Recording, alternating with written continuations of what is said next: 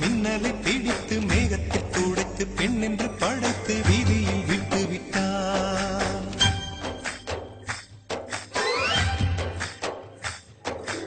இப்படி இன்னொரு பெண்மையை படைக்க தன்னிடம் கற்பனை தீர்ந்ததை எண்ணித்தான் பிரம்மனும் மூச்சையுற்றார்.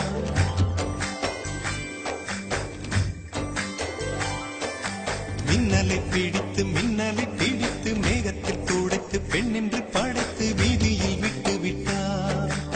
இப்படி இன்னொரு பெண்மையை படைக்க தன்னிடம் கற்பனை தீர்ந்ததை எண்ணித்தான் பிரம்மனும் மூச்சையுற்றார்.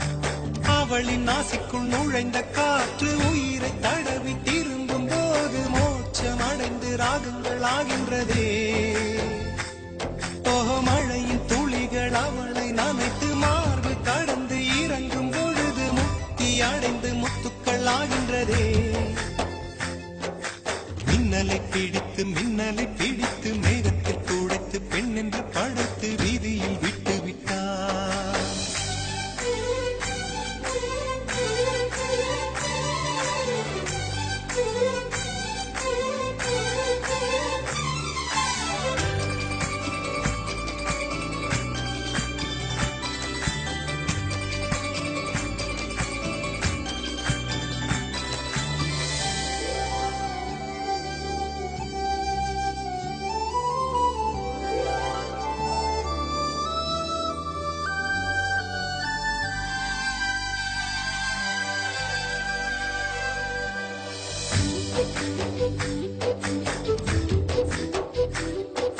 நிலவின் ஒளியை பிடித்து பாலில் நனைத்து கன்னங்கள் செய்து விட்டார்.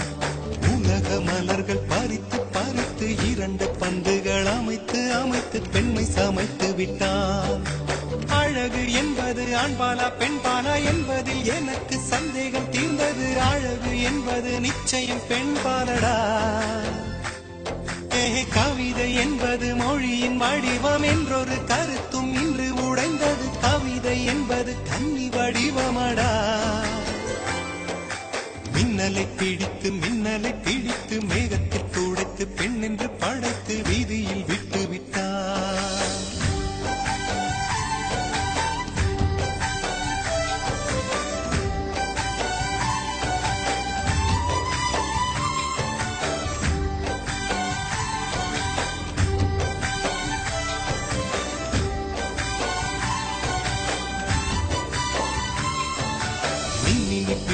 மின்மினி பிடித்து கண்களில் பதித்து கண்மணி கண் பறித்தாள். தங்கத்தை எடுத்து அம்மியில் அரைத்து மஞ்சளாய் நினைத்து கண்ணத்தில் குழைத்து ஜீவனை ஏன் எடுத்தாள்.